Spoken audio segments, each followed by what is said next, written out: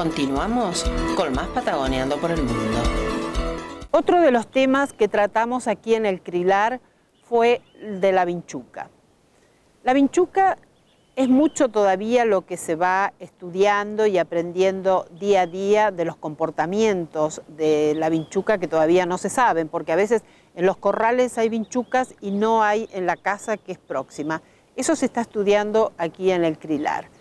Y otra de las cosas que nos explicaban es que, por ejemplo, el Estado provincial está haciendo un esfuerzo de erradicar los ranchos, pero si usted sigue dejando los ranchos antiguos y plagados de vinchuca, nunca va a poder solucionar el problema en su zona o en su casa si no saca ese rancho y quema todo lo que hay en él y también todas las maderas que hay en ese rancho.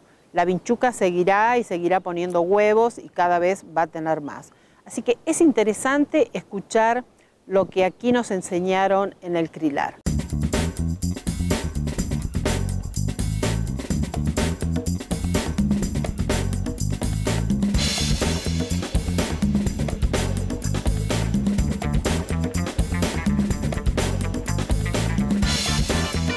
Principalmente estamos trabajando como grupo en la zona que es más problemática dentro de La Rioja, que es lo que se denomina los llanos riojanos, es en el sur. Más problemática por el grado de infestación, por las características de las viviendas.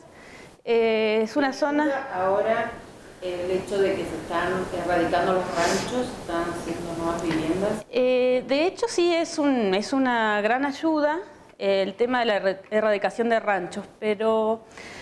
también por detrás hay mucho cultural, o sea, no es tan fácil como erradicar un rancho y que se elimina la vinchuca, sino que también el problema de Chagas es también social y cultural. Con esto me refiero a que muchas veces se ponen ranchos nuevos y el rancho antiguo no se elimina o queda muchas veces para depósito o almacén de cosas de la casa, para los animales, entonces es como seguimos con el mismo problema.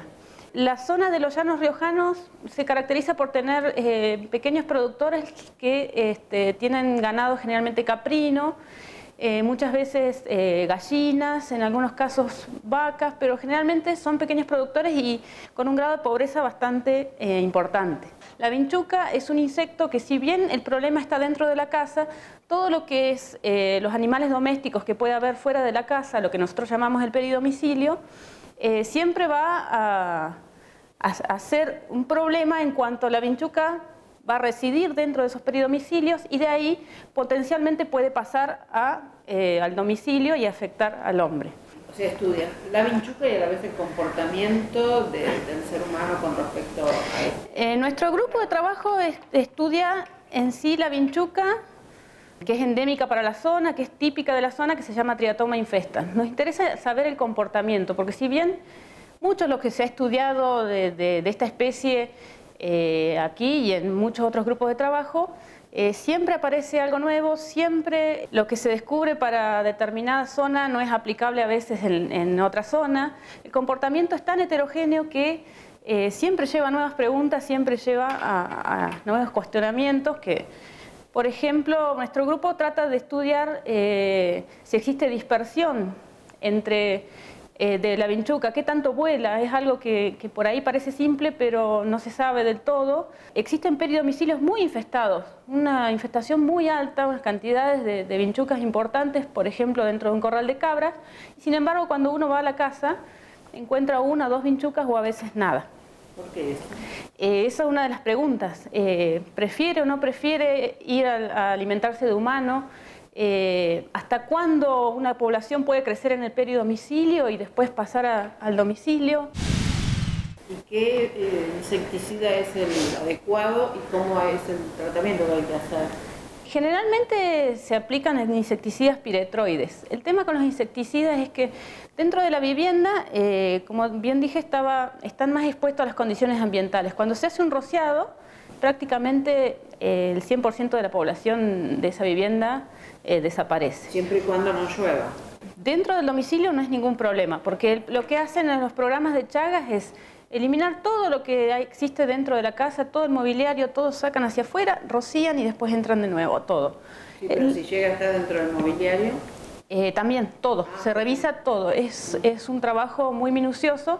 El tema en el peridomicilio es que son bastante complejos, o sea, es un peridomicilio que está compuesto por corrales de palo. Dentro de la construcción incluyen cuero, chapa, telas, un montón de materiales que contribuyen al refugio de este insecto. Y se hace muy difícil tanto la búsqueda como rociar, como aplicar un insecticida en un lugar donde es muy complejo. Sumado a esto que también, bueno, entre los propietarios muchas veces acumulan el guano de las cabras, por ejemplo, para la venta, se vende.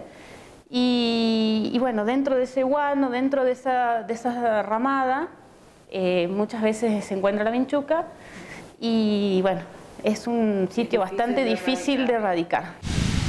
En nuestro país lo más importante es focalizarse en el estudio del vector y en tratar de erradicar el vector dentro del domicilio. Eso es lo más importante. Y en los estudios que estás haciendo vos aquí en el CRILAR, ¿qué has encontrado? ¿Qué avance dentro de lo que se sabe? En la zona de estudio, bueno, una de las preguntas era saber lo que nosotros llamamos estructuración de las poblaciones. Es decir, nos interesaba saber si las poblaciones de ese peridomicilio, de los gallineros, de los corrales de cabras, de alguna forma podrían estar pasando hacia el domicilio. O sea, ¿qué tanta movilidad había entre el domicilio y el peridomicilio? Y esto es lo que nosotros llamamos estructuración. Si una población está quieta dentro del peridomicilio o si presenta características en las cuales se pueden mover, dispersar.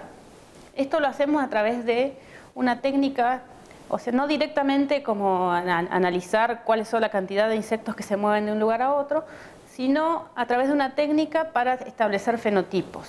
¿Qué son los fenotipos? Es caracterizar una especie. En este caso los caracterizamos, por ejemplo, con técnicas como la morfometría geométrica de cabezas o los fenotipos antenales. ¿Qué es esto?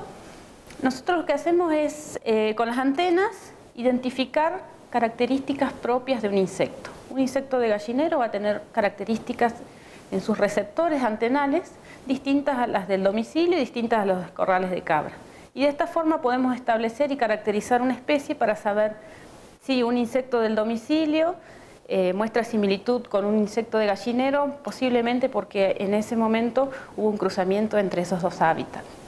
Lo mismo con la morfometría de cabezas. Yo puedo caracterizar la especie, puedo caracterizar el insecto que vive en un hábitat, es decir, tiene determinadas características de la cabeza que no tiene este otro insecto de otro hábitat. A través de esos análisis yo puedo saber qué grado de intercambio hay entre los distintos hábitats. Eso es lo que estuvimos estudiando. Básicamente en la región de los llanos el grado de intercambio es bajo entre domicilio y peridomicilio. El problema es cuando pasa mucho tiempo en el cual no se realizan acciones sistemáticas de control, la población peridoméstica comienza a subir, a subir, a subir, hasta un grado en que esa dispersión, ese movimiento hacia el domicilio comienza a ser mayor. Hemos llegado ya al final del programa de hoy, que realmente ha sido un programa que nos encantó hacer, porque aprendimos muchísimo aquí en el CRILAR con estos científicos que día a día están estudiando para llevarnos este tipo de información que es tan útil para nosotros. Soy Raquel González Madero y me despido de ustedes hasta la próxima semana, por aquí, por Canal Rural Satelital.